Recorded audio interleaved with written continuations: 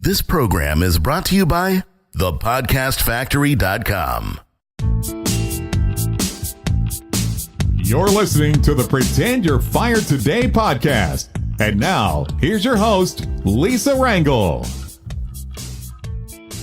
Hello and welcome. Welcome to the 8th episode of the Pretend You're Fired Today podcast. I'm Lisa Rangel, host of the Pretend You're Fired Today podcast and founder of Chameleon Resumes. We are an executive resume writing and job search consultancy firm that helps executive and rising leaders land their next position faster. I'm so excited to be here with you today, and we're going to show you how to incorporate soft skills into your resume so you can stay marketable to your network, which is one of the many ways to have job security in today's economy and proactively take care of yourself and your career. And in past episodes, we've talked about the only way you can truly protect yourself from job loss is to pretend you're fired today. I mean, this could happen to anybody. So pretend you're fired today, make a list of activities you would do to start finding your next job and start doing them now. Always having this list in the works, having your resume ready, your LinkedIn profile up to date, your network prime. This is the best path to always be working, have career continuity, and not have gaps between employment.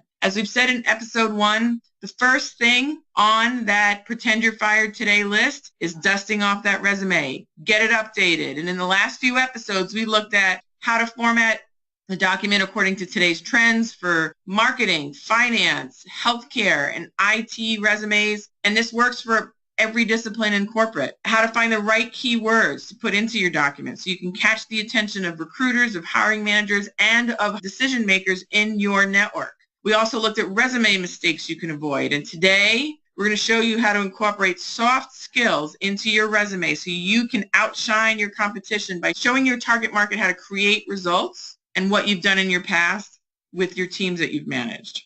How you include soft skills in your resume is crucial in whether or not you'll get that exploratory call or that discussion. Oftentimes, there are skills that have more to do with your personality and your way with people and how you motivate them. And it's slightly difficult sometimes to put them on paper, but when you do, you really set yourself apart from the rest. So let's get to this. Up until relatively recently, companies thought that hard skills, when they hire the right ones, that's what's going to get them to their goals and to the bottom line that they want. Now, companies have come to realize that soft skills are just as important for leadership roles when it comes to growing a company. Soft skills are considered to be behaviors and traits such as adaptability, resilience, critical thinking, people management skills, likability, talent attraction, time management, and so forth. Essentially, these soft skills are those that aren't as hard driving or as upfront as you can see on a document. So we're going to show you 5 ways to effectively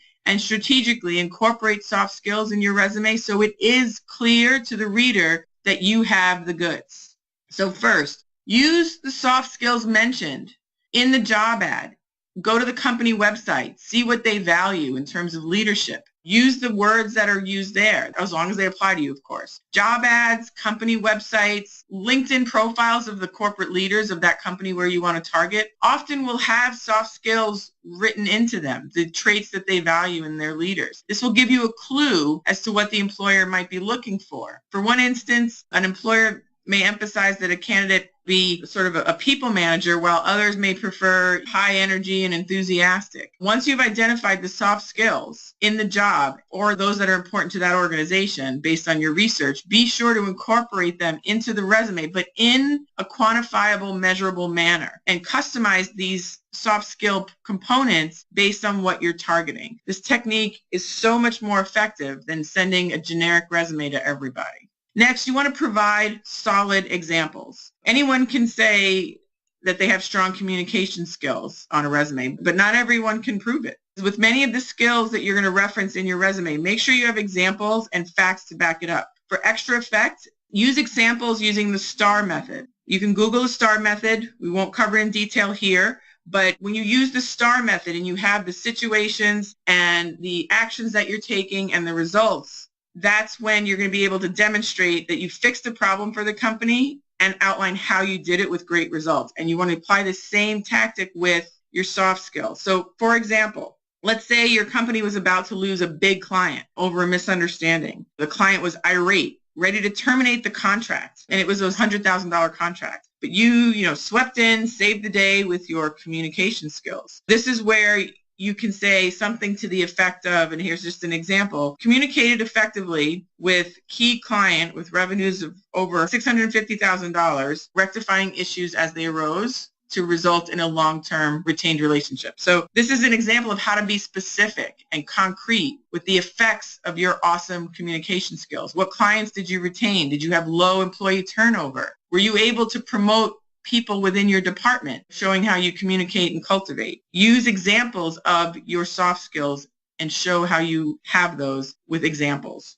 You want to use verbs related to soft skills. One of the biggest mistakes that I see executives and rising leaders make when writing their resume is they avoid the use of verbs. And a quick way to remedy that is to use verbs, action-driven verbs that are associated with your soft skills. So for instance, if you work in healthcare and you often deal with individuals that are going through challenging times as a medical professional, your ability to empathize with patients, their families, provide them what they need is a key indicator on whether you're going to be suitable for that particular organization or not. So indicate customer satisfaction, patient satisfaction surveys, show quantifiable results of how you do this great empathy and relationship building with patients. Next, you want to highlight your leadership qualities. Being a leader in the workplace requires the use of multiple soft skills at once. Simply put, you can't be a leader if you don't know how to deal with people. Highlighting your leadership qualities on your resume can help you bring in a very important soft skill into your document. It's also very useful to have examples that will demonstrate these soft skills. Indicate how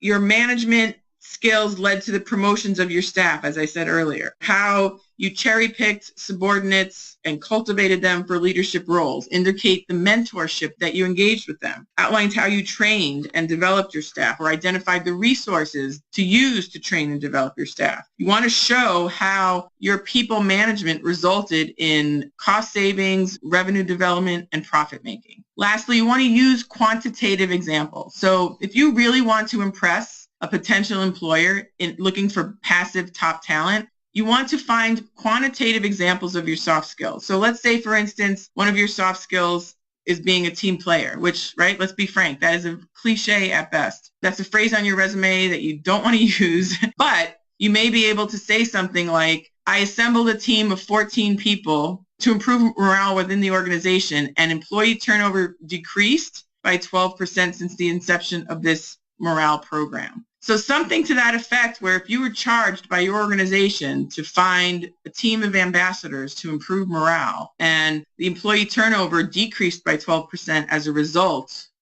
of this program that you instituted, then that's a concrete result. That's a measured result of how well you did implementing your team player soft skill set. And in a day where relationships build business and retain employees, it's important to highlight your soft skills in your resume. I'm so proud of you that you're going to write this resume before you need it. And if you're currently not working, I don't want you to panic. This is a no panic zone. The bottom line is you now know what to do, and starting today, you can take the steps to make your resume stronger. I want you to take action on today's episode. I want you to go to resumecheatsheet.com, download the resume sample that we have there, and I want you to start comparing your current resume with that awesome sample that I have for you to use. And I want you to look at what's similar between your resume and the sample. I want you to make note of what's missing from your resume that you see in the sample. That's where you start to make the change. Download the resume cheat sheet at resumecheatsheet.com and have that document ready for the next episode as well. We're going to work on how to structure your profile, and we're going to take the information from that resume and go from there. So remember, from the next few episodes of the Pretend You're Fired Today podcast, we're going to go through a list of tactics and activities that you can do now as if you were let go today to ensure that you are always ready for whatever the world brings your way. My friend saved me with her priceless advice by saying to me, pretend you're fired today, Lisa, and I'm paying it forward with you. And I ask you to pay this sentiment forward and share this with as many executives and rising professionals who you feel would benefit from this build it before you need it advice. It absolutely gets rid of the stress that we all experience in today's economy when you are just prepared. And to get a jump on the first item of the Pretend You're Fired Today activity list, which is to get your resume ready, go to resumecheatsheet.com and download that freebie there on how to write your resume easily. You'll also get an opportunity to do some additional training. And once you're done with that part, next week we're going to tackle how to write your LinkedIn profile. And that'll be the next step on the Pretend You're Fired Today list. So thank you so much for your time today. I look forward to hearing about your progress, and I look forward to seeing you next week.